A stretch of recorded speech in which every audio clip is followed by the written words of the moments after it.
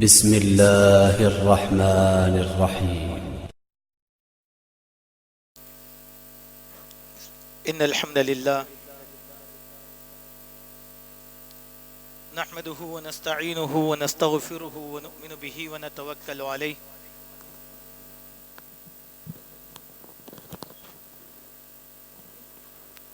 ونعوذ بالله من شرور أنفسنا وسيئات أعمالنا من يهدي الله فلا مضل له ومن يضلل فلا هادي له وأشهد أن لا إله إلا الله وحده لا شريك له وأشهد أن محمدًا عبده ورسوله أرسله بالحق بشيرا ونذيرا وداعيا إلى الله بإذنه وسراجا منيرا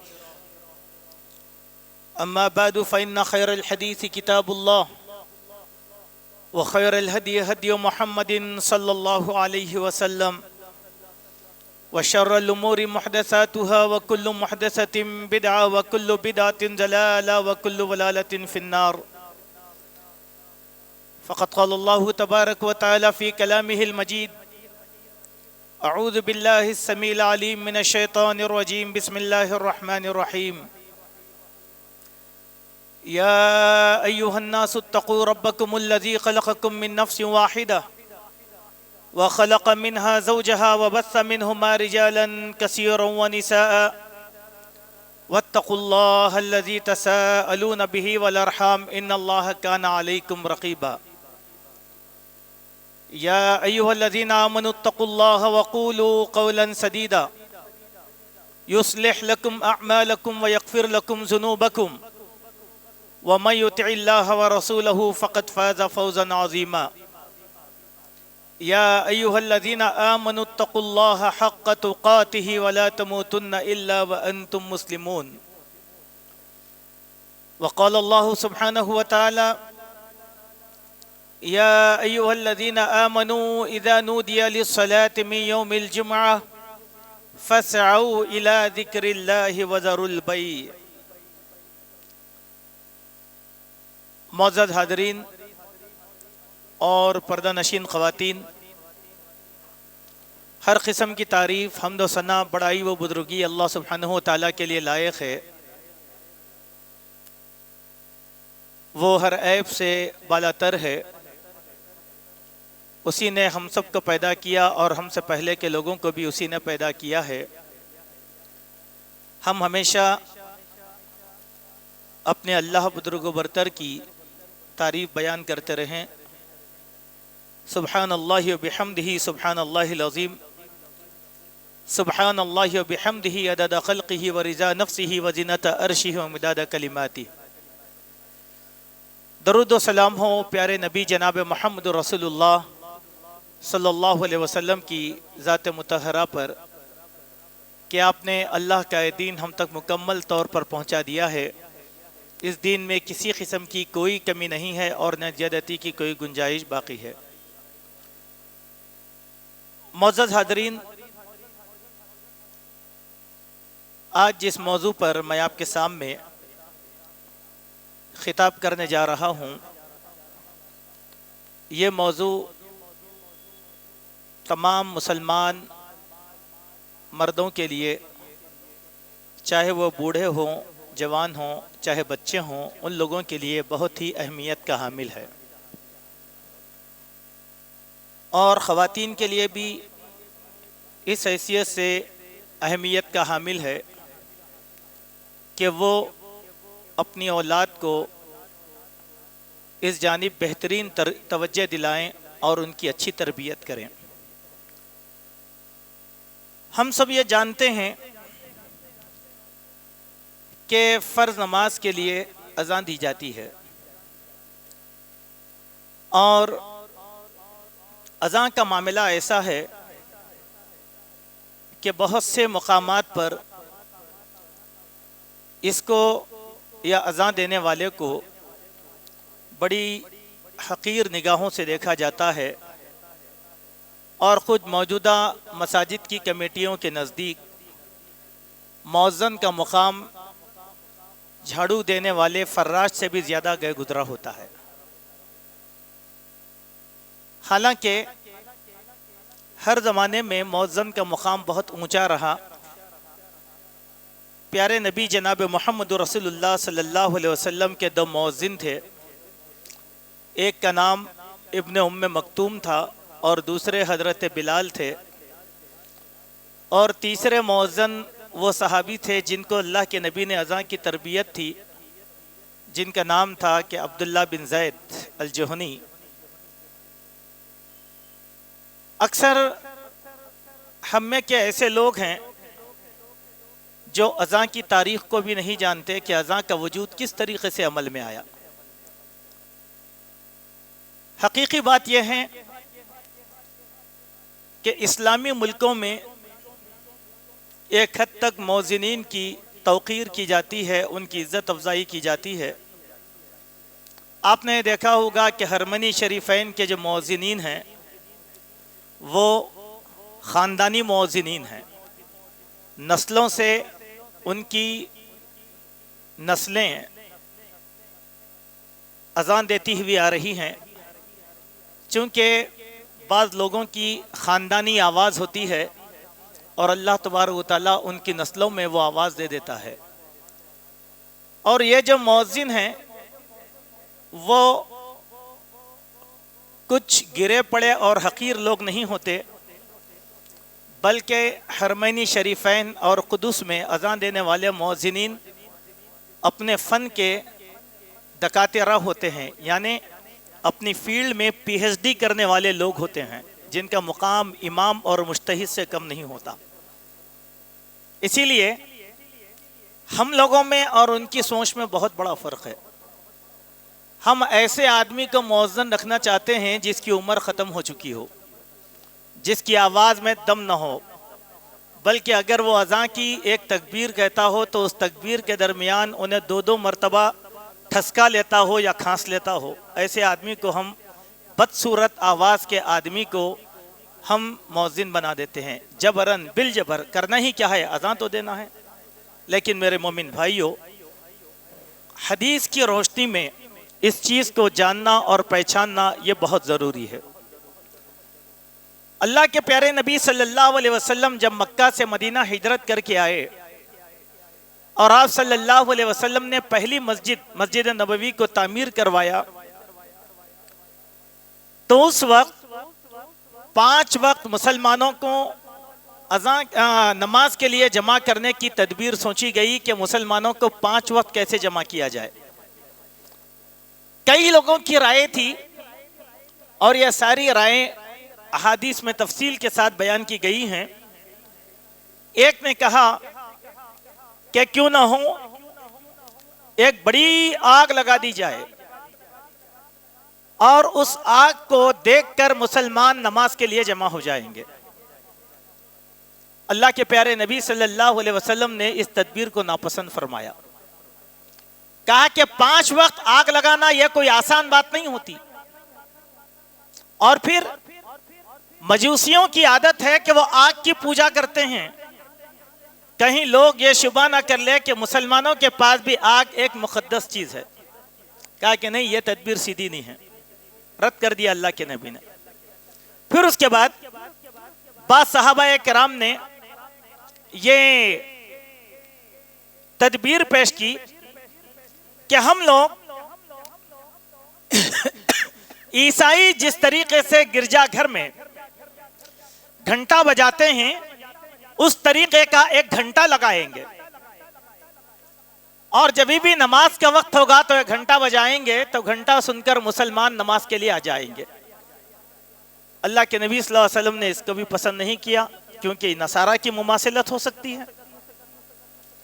پھر ایک صحابی نے کہا کیا ایسے ہو کہ ہم سینگی بجائیں گے، جیسے ہمارے ملک میں شنک بجایا جاتا ہے، یہودیوں کی طرح شنک بجایا جائے، وہ شنک کی آواز کو سن کر مسلمان نماز کے لیے آ جائیں گے. اللہ کے نبی نے کہا کہ نہیں، یہ بھی یہودیوں کی مماثلت ہے. حضرت عمر رضی اللہ عنہ کے ذہن میں ایک تدبیر آئی تو حضرت عمر رضی اللہ عنہ نے اپنی یہ تدبیر پیش کی کیوں نہ ہو ہر نماز کے لیے ایک آدمی کو مقرر کر دیا جائے اور وہ آدمی بستی بستی گھومے اور لوگوں کو نماز کا اعلان کریں اور اس کے اعلان کو سن کر مسلمان نماز کے لیے آ جائیں۔ اللہ کے نبی صلی اللہ علیہ وسلم نے اس کو بھی ناپسند کیا، کہا کہ نہیں، یہ بھی درست نہیں ہے۔ یہ ہے اذان کے آغاز کا وہ واقعہ جو احادیث میں تفصیل کے ساتھ پیش کیا گیا ہے۔ ہوا یہ کہ صحابہ کی اس بے چینی کو محسوس کرتے ہوئے اللہ کے نبی صلی اللہ علیہ وسلم بھی سو گئے۔ اس کے بعد اسی رات میں اللہ تعالیٰ نے چند صحابہ کرام کو خواب میں اذان کے کلمات سکھائے۔ ایک صحابی تھے جنہیں سب سے پہلے اذان کا خواب پڑا، عبداللہ بن زید الجہنی۔ ان کو خواب آیا اور صبح بیدار ہوئے، اللہ کے نبی کی خدمت میں آئے، کہا کہ یا رسول اللہ صلی اللہ علیہ وسلم، میں نے ایک خواب دیکھا کہ کسی سکھانے والے نے مجھ کو یہ سکھایا کہ نماز کے وقت میں یہ کلمات کہوں۔ 20 کلمات آپ کو خواب میں سکھائے گئے، اللہ اکبر اللہ اکبر اللہ اکبر اللہ اکبر، اذان کے سارے کلمات۔ جب وہ صحابی بیان کر رہے تھے اپنا خواب، اپنی نیند سے بیدار ہو کر اپنی چادر اور ازار کو گھسیٹتے ہوئے حضرت عمر رضی اللہ عنہ اللہ کے نبی کی خدمت میں آئے، کہنے لگے کہ یا رسول اللہ صلی اللہ علیہ وسلم، میں نے بھی یہی خواب دیکھا جو اس نے خواب دیکھا۔ اللہ کے نبی نے کہا اچھا تم نے بھی وہی خواب دیکھا؟ اور یہ خواب خود اللہ کے نبی صلی اللہ علیہ وسلم نے دیکھا تھا۔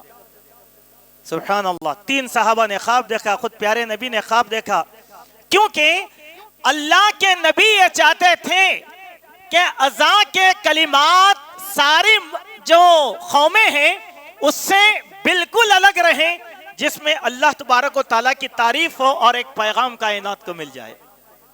سبحان اللہ، ایک منفرد چیز اللہ کے نبی چاہتے تھے تو اللہ نے ایک منفرد چیز سکھا دیا۔ اب اللہ کے نبی نے فرمایا کہ سنو، تم اٹھو،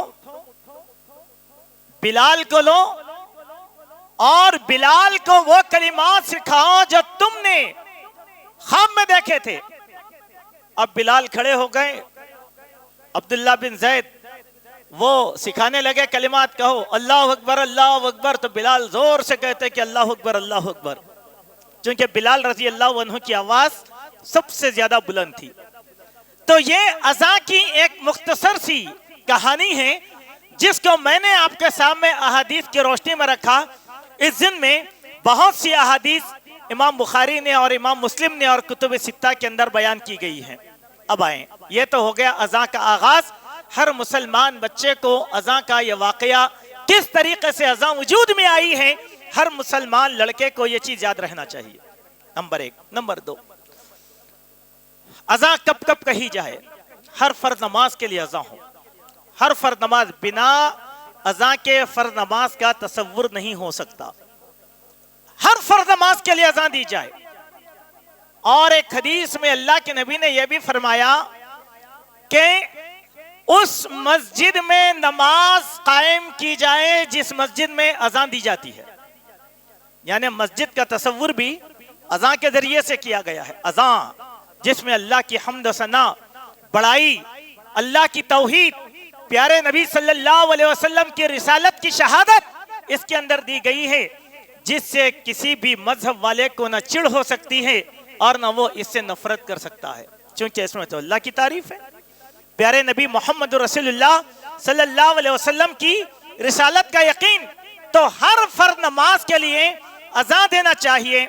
اور اس دن میں ایک حدیث میں آتا ہے کہ اللہ کے پیارے نبی حضرت ابو قتادہ اس حدیث کو بیان فرماتے ہیں کہ ہم خیبر سے لوٹ رہے تھے، رات ہو گئی تو ہم تھک چکے تھے، تو ہم نے اللہ کے نبی سے کہا یا رسول اللہ صلی اللہ علیہ وسلم، اس مقام پر اگر پڑاؤ ڈال لیں تو بہتر ہے۔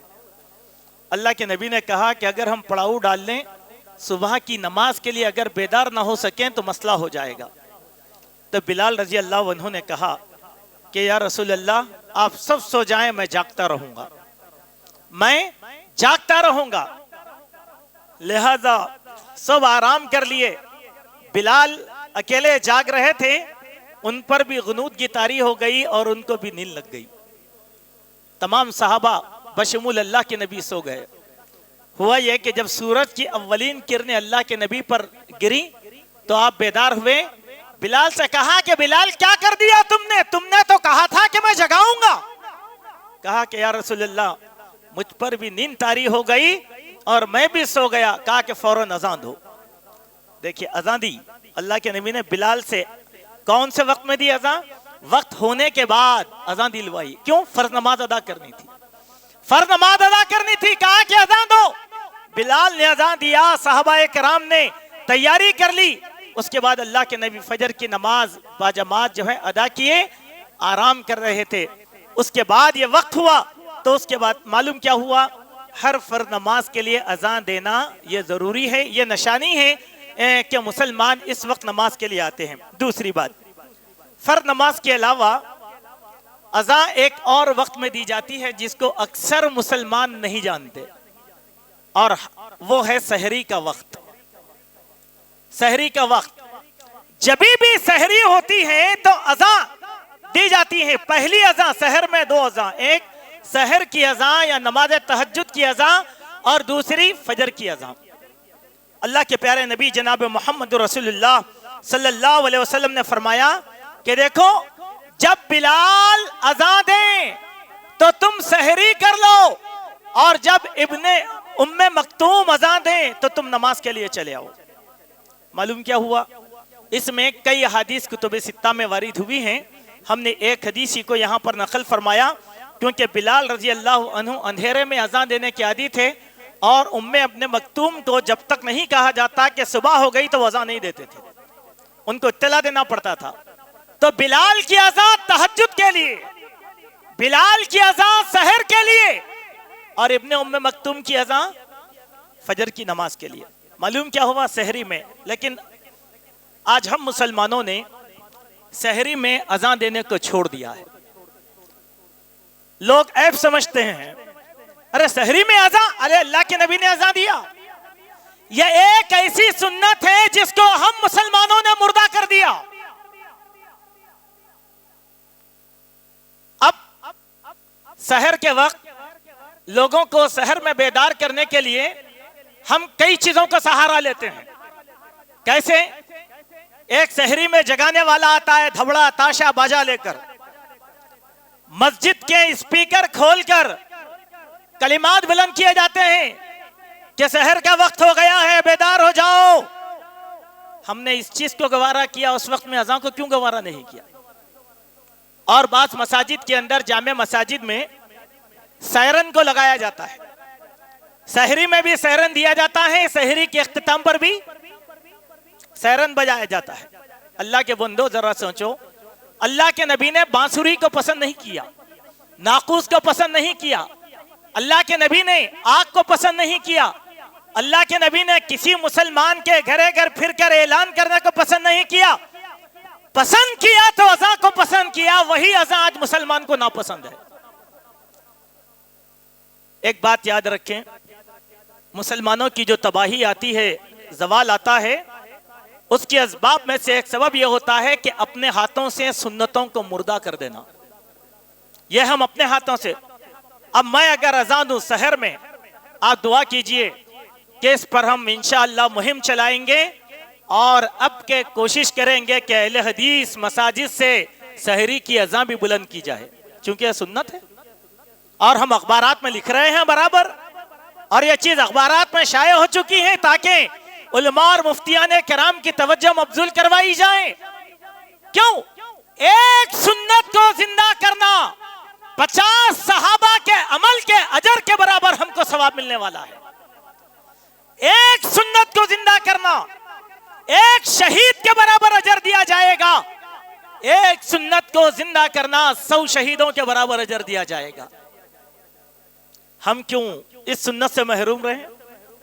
آج اگر کوئی اذان پہ پابندی کی بات کرتا ہے تو ہم کو غصہ آتا ہے، لیکن سحری کی اذان پر اگر ہمارے مفتیان کرام پابندی کی بات کرتے ہیں یا فساد کی بات کرتے ہیں تو وہ تو سنت کے مخالف ہو گئے. اس کافر سے زیادہ بدتر نظریہ ان لوگوں کا ہو جائے گا.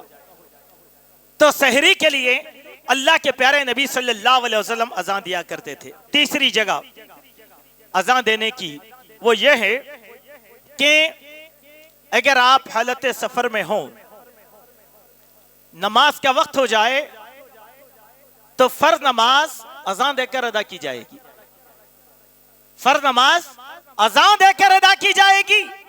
اللہ کے پیارے نبی صلی اللہ علیہ وسلم کے دو صحابہ آپ کی خدمت میں آئے اور کسی سفر پر جا رہے تھے، تو آپ صلی اللہ علیہ وسلم نے ان سے فرمایا کہ دیکھو، جب تم سفر میں نکلو تو اذان دینا، پھر اقامت کہنا۔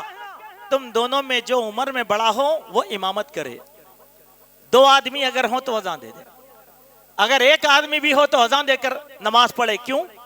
جب اذان دی جاتی ہے تو وہاں کے دوسری جو مخلوقات ہیں وہ اللہ کے پاس ہمارے وجود کی گواہی دینے والے ہیں۔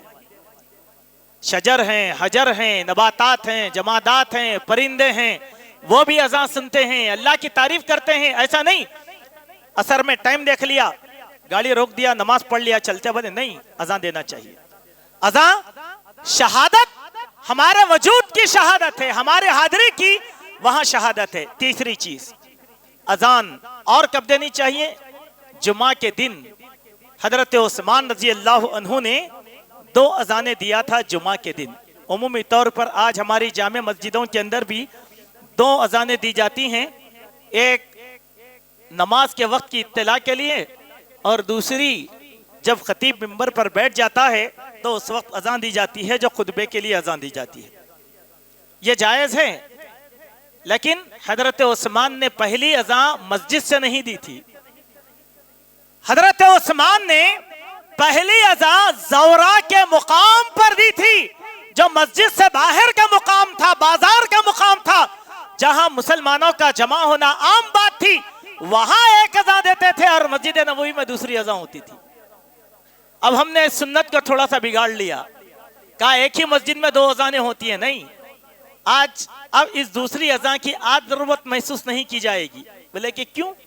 اسی لیے کیا آج اسپیکر کا زمانہ ہے، دور دراز تک آواز چلی جاتی ہے۔ ہاں، اگر کسی کو اذان دینے کا، دوسری اذان دینے کا شوق ہو، وہ مسجد میں نہیں جا کر ایسے مقام پر اذان دے جہاں مسلمانوں کی بڑی جماعت رہتی ہے، تاکہ ان کو اطلاع ہو جائے کہ نماز کا وقت ہو گیا، بازار بند کر دینا چاہیے۔ سبحان اللہ۔ تیسری بات، اگر آپ جنگل میں ہوں، جانور چرانے کے لیے گئے، شکار کرنے کے لیے گئے، اور کئی مسلمان ہوتے ہیں جو چرواہے ہوتے ہیں، اپنے جانوروں کو چرانے جاتے ہیں، تب ایسے میں کیا حکم ہے؟ اگر اکیلا چرواہا بھی ہو تو اس کو چاہیے کہ وہ اذان دے کر نماز پڑھے گا جنگل میں۔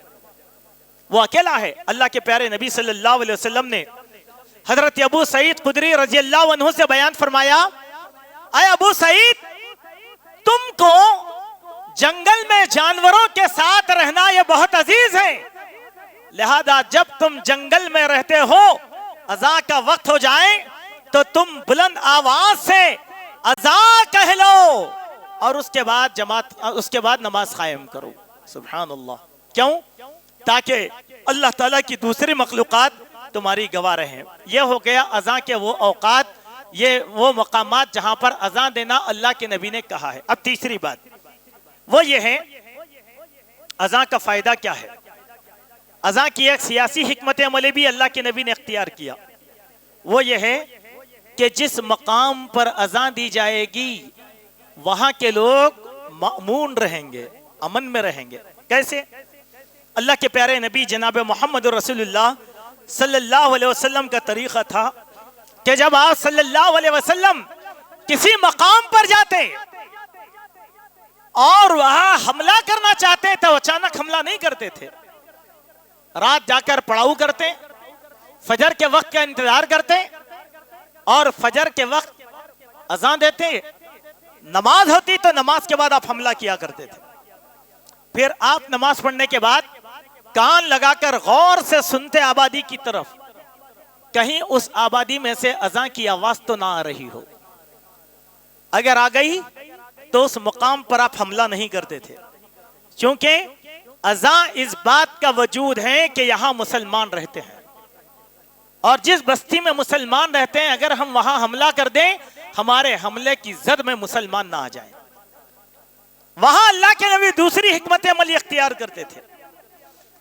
اسی طریقے سے آپ صلی اللہ علیہ وسلم جب خیبر پہنچے تو خیبر میں رات قیام کیا، اور فجر میں آپ نے دھیان لگا کر غور سے سنا۔ جب آواز سنائی نہیں دی اذان کی تو صحابہ کرام سے کہا کہ چلو اب خیبر والوں کی بربادی کا وقت آ چکا ہے، چلو حملہ کرتے ہیں۔ اللہ کے نبی خیبر کی آبادی میں فجر کی نماز کے بعد داخل ہوئے۔ اہلیان خیبر اپنے کدال، پھوڑے، سامان لے کر اپنے کھیتیوں کو جا رہے تھے۔ انہوں نے اللہ کے نبی کو دیکھا تو چیخ اٹھے، کہا کہ اب محمد اور اس کا لشکر آ چکا ہے، ہمارے لیے خرابی کی بات ہے، اور وہ ادھر ادھر بھاگنے لگے۔ اللہ کے پیارے نبی صلی اللہ علیہ وسلم نے خیبر فتح کر لیا۔ ایسی ہی ایک اور حدیث آتی ہے مسلم میں کہ اللہ کے نبی صلی اللہ علیہ وسلم ایک مقام پر پڑاؤ کیے، فجر کا وقت ہوا، آپ غور سے سننے لگے تو ایک بکریوں کا چرواہا وہ آواز لگا رہا تھا، اللہ اکبر اللہ اکبر اللہ اکبر اللہ اکبر۔ اللہ کے نبی نے صحابہ سے کہا کہ حملہ مت کرو۔ پھر تھوڑی دیر کے بعد وہ بکری کے چرواہے نے کہا اشہد ان لا الہ الا اللہ اشہد ان محمد رسول اللہ۔ اللہ کے نبی نے کہا کہ اپنے ہاتھوں کو روک لو۔ صحابی رسول کہتے ہیں ہم نے دیکھا کہ جنگل میں سے اپنے جانوروں کے ساتھ اپنے ریوڑ کو لے کر ایک چرواہا جا رہا تھا۔ اللہ کے نبی نے کہا کہ اس آدمی پر جہنم کو اللہ تعالیٰ نے حرام کر دیا ہے۔ معلوم کیا ہوا؟ اس سے ایک فقہی مسئلہ نکلتا ہے، وہ یہ کہ مسلمان ایسی آبادی میں زندگی گزارے جہاں اذان کی آواز سنائی دیتی ہو، ایسی آبادی میں مسلمانوں کو رہنے کا حق نہیں ہے جہاں پر اذان سنائی نہیں دیتی۔ اب آپ دیکھیں کہ بعض لوگ ہیں ہمارے پاس بھی کالونیوں میں رہنے کے وہ مجاز ہیں، لیکن کئی کالونیوں میں اذان کی آواز سنائی نہیں دیتی۔ لوگ سوال کرتے ہیں کہ اب ہم کیا کریں؟ وہ کالونی چھوڑ دیں جہاں مسلمان ہیں، وہاں آ کر رہیں، کیونکہ اذان امن و امان کا ذریعہ ہے، یا پھر وہاں مسجد قائم کریں، آپ اذان کو بلند کریں۔ اگر اتنا دم نہیں ہے تو مسلمانوں کی بستی میں آ کر رہ جائیں۔ یہ ایک اور موضوع اس ذمہ ہے، وہ یہ کہ ہم تمام لوگوں کو چاہیے، اہلیان مسجد کو، ذمہ داران مساجد کو، علماء کرام کو، دین کے رہبروں کو، کہ وہ اپنی اپنی مساجد میں اذان کی تربیت کا اہتمام کریں۔ سبحان اللہ، یہ اللہ کے نبی کی سنت ہے، یہ اللہ کے نبی کی سنت ہے۔ حضرت ابو محذورہ رضی اللہ عنہ کو اللہ کے نبی نے خود تربیت دے کر اذان سکھائی تھی، آواز اچھی تھی، ان کو اللہ کے نبی نے تربیت دی تھی۔ ایسے ہی اور بھی احادیث آتی ہیں جس میں اللہ کے پیارے نبی صلی اللہ علیہ وسلم کا ایک واقعہ منقول ہے کہ حضرت مالک بن حویرث بیان فرماتے ہیں میں رسول اللہ صلی اللہ علیہ وسلم کی خدمت میں اپنی قوم کے چند آدمیوں کے ساتھ حاضر ہوا اور 20 دن تک اللہ کے نبی کے ساتھ قیام کیا۔ آپ صلی اللہ علیہ وسلم نے ہم کو اسلام کی تربیت دی، ہم کو آپ نے نماز سکھائی، آپ نے ہم کو اذان سکھائی، اسلام کی بنیادی تعلیمات پوری ہو گئی۔ اس کے بعد کہا کہ چلو اب تم اپنی بستی میں چلے جاؤ اور تم میں کا ایک آدمی اذان دے اور دوسرا آدمی جو عمر میں بڑا ہو، قرآن جانتا ہو، وہ آدمی امامت کرے اور اپنی بستی والوں کو تم نے جو سنا ہے وہ ساری چیزوں کی تربیت دے دو۔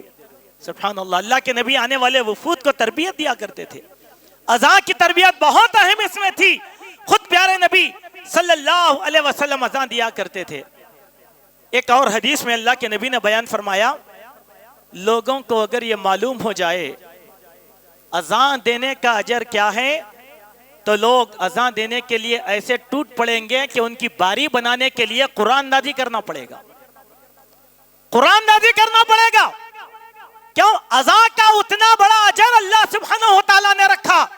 اس سے معلوم یہ ہوا کہ پیشہ ورانہ مؤذنی کی اسلام میں اجازت نہیں ہے، بلکہ ہر مسلمان اذان دینے کا مکلف ہے. وہ اذان دے سکتا ہے بشرطے کہ وہ اذان سیکھے، آواز کو خوبصورت بنائے، اذان سیکھے، قرآن دادی کریں.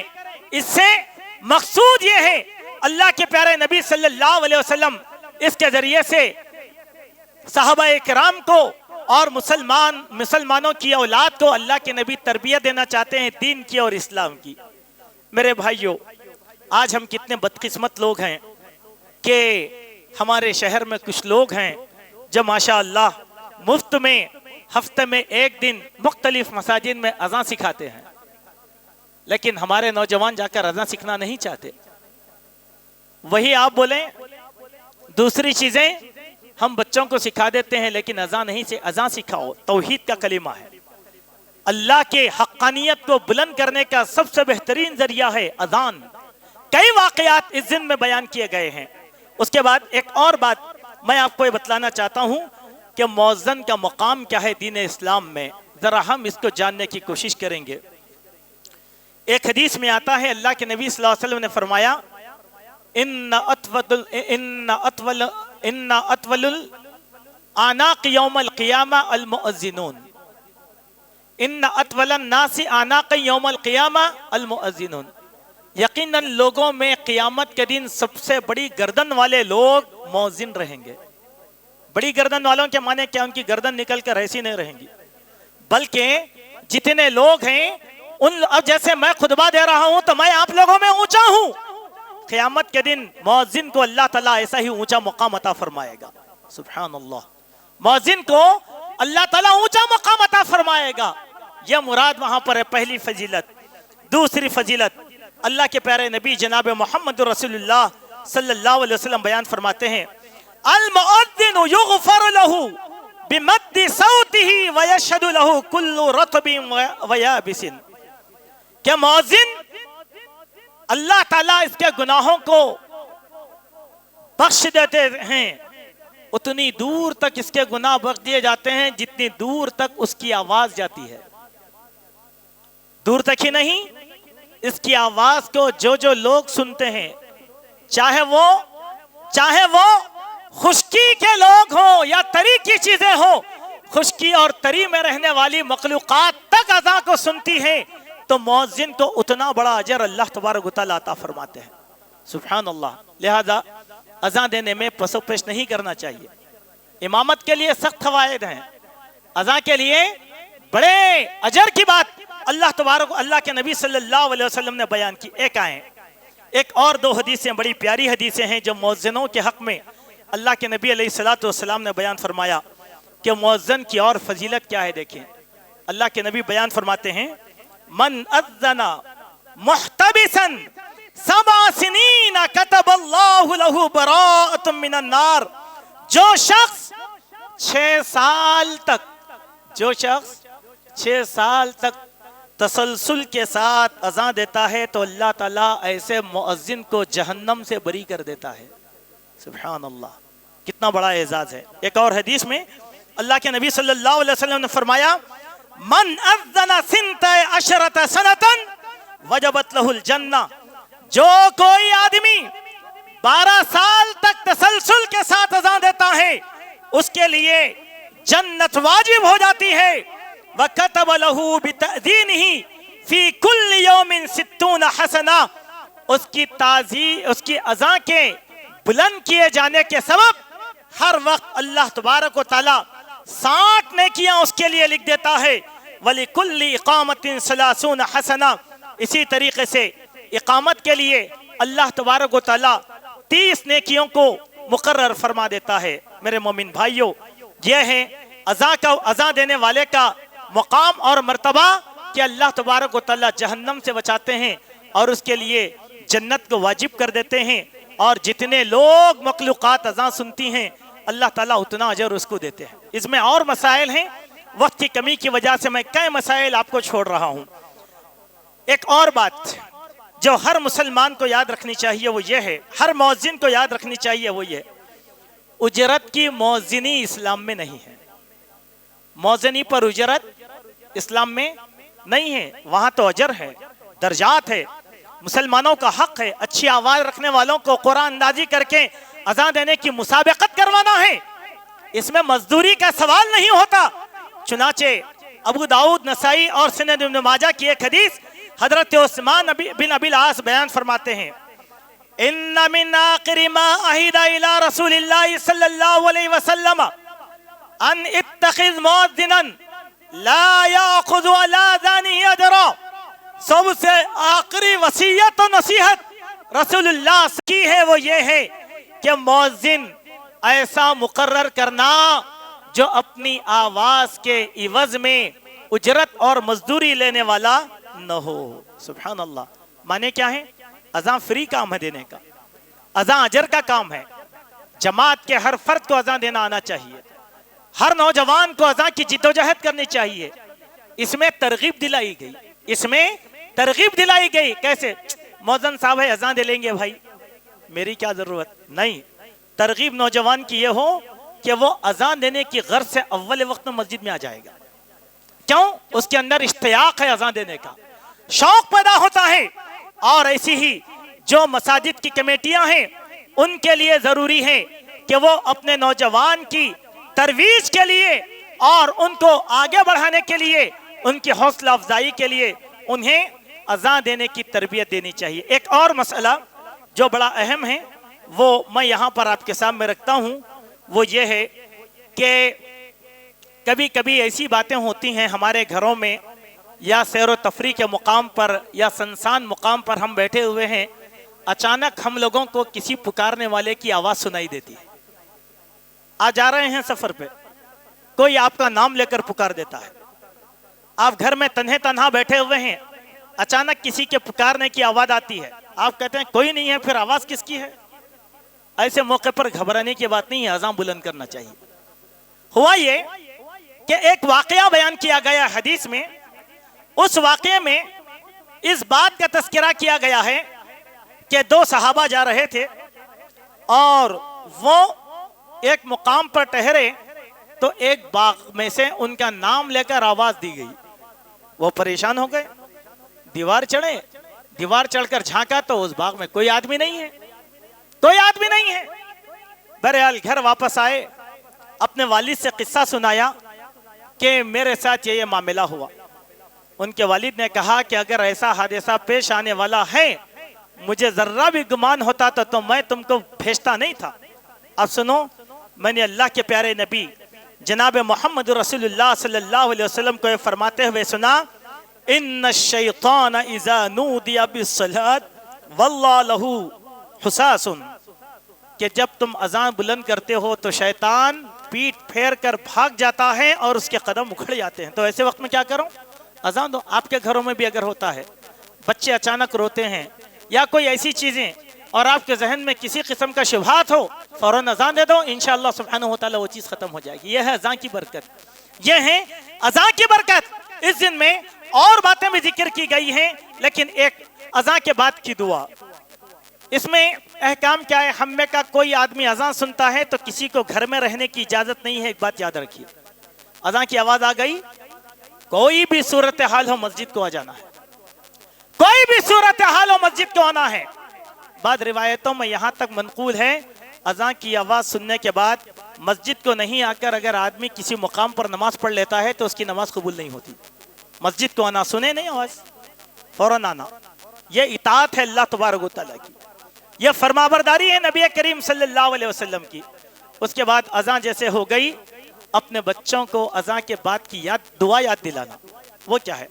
اللہم رب هذه الدعوة التامة والصلاة القائمة آتی محمد الوسیلة والفضیلہ وبعثه مقاما محمود الذی وعدتہ۔ یہاں تک یہ دعا، لوگوں نے اس میں الفاظ بڑھا لیے ہیں لیکن حدیث میں یہی الفاظ ہیں۔ اللہ کے نبی نے کہا جو کوئی اذان کے بعد مجھ پر یہ دعا پڑھتا ہے تو اس کے لیے میری شفاعت قیامت کے دن واجب ہو گئی۔ سبحان اللہ۔ ایک بات۔ دوسری بات، مغرب کی اذان کے بعد مغرب کی اذان کے لیے ایک خصوصی دعا سکھائی گئی ہے۔ اکثر لوگ اور اکثر اہل علم نے بھی اس کا تذکرہ نہیں کیا۔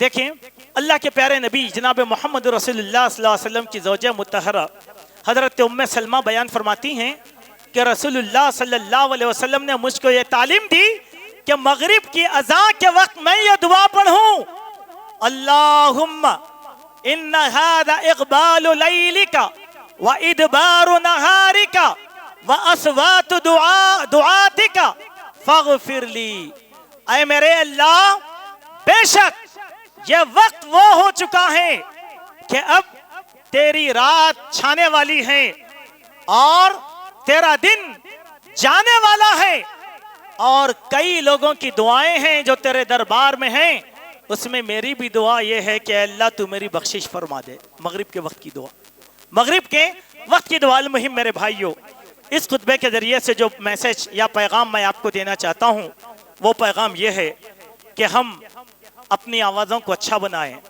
ہر مسلمان نوجوان اذان دے، اچھی آواز میں اذان دے، خوبصورت آواز میں اذان دے، مسجدوں میں آ کر اذان دے کر مسجدوں کو آباد کریں اور اپنا دل مسجدوں میں لگائیں۔ ہماری بہنوں سے گزارش ہے اپنی اولاد کو آپ اذان کی تربیت دے۔ بڑا آسان ہے، بچے کو کہتے ہیں ٹنکل ٹنکل لٹل اسٹار، بچہ پڑھا تو امی ابا دل سے خوش ہوتے ہیں، پتہ نہیں خوشی کا ٹھکانہ نہیں رہتا ان کا۔ لیکن کوئی امی ابا یہ کوشش نہیں کرتے ٹنکل ٹنکل کی جگہ جو ہے آپ بچے کو لا الہ الا اللہ پڑھانا فخر محسوس کرتے ہیں؟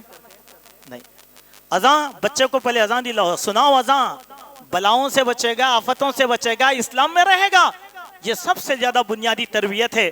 اسی لیے میں شعور بیدار کرنے کے لیے اس موضوع پر آپ کے سامنے بیان کیا ہوں۔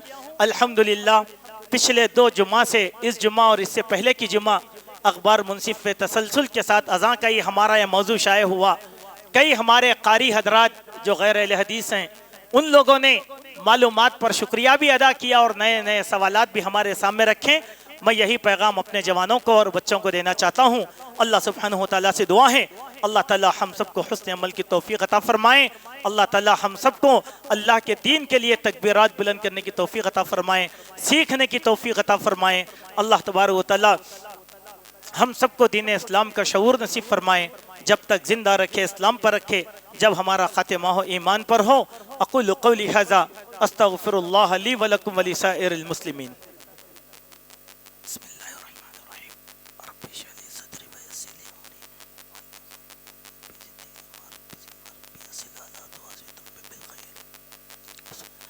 ان الحمد للہ لک الحمد حمدا کثیرا طیبا مبارکا، اما بعد، اعوذ باللہ السمیع العلیم من الشیطان الرجیم، بسم اللہ الرحمن الرحیم۔ ان اللہ وملائکتہ یصلون علی النبی یا ایھا الذین آمنوا صلوا علیہ وسلموا تسلیما۔ اللہم صل علی محمد وعلی آل محمد کما صلیت علی ابراہیم وعلی آل ابراہیم انک حمید مجید۔ اللہم بارک علی محمد وعلی آل محمد کما بارکت علی ابراہیم وعلی آل ابراہیم انک حمید مجید۔ وصلی وسلم علی جمیع الانبیاء والمرسلین والملائکۃ المقربین والصحابۃ رضوان اللہ علیہم اجمعین۔ اللہم انصر من نصر الدین وخذل من خذل الدین ودمر اعداء الدین وانصر عبادک المخلصین۔ ربنا آتنا فی الدنیا حسنۃ وفی الآخرۃ حسنۃ وقنا عذاب النار۔ ربنا ظلمنا انفسنا وان لم تغفر لنا وترحمنا لنکونن من الخاسرین۔ اللہم ارنا الحق حقا وارزقنا اتباعه وارنا الباطل باطلا وارزقنا اجتنابه۔ اللہم انا نسألک الہدى والتقى والعفاف والغنى۔ اللہم لا مانع لما اعطیت ولا معطی لما منعت ولا ينفع ذا الجد منک الجد۔ واعلموا عباد اللہ ان اللہ یأمر بالعدل والإحسان وإیتاء ذی القربى وینہی عن الفحشاء والمنکر والبغی یعظکم لعلکم تذکرون۔ اذکروا اللہ یذکرکم وادعوہ یستجب لکم ولذکر اللہ اکبر واللہ یعلم ما تصنعون۔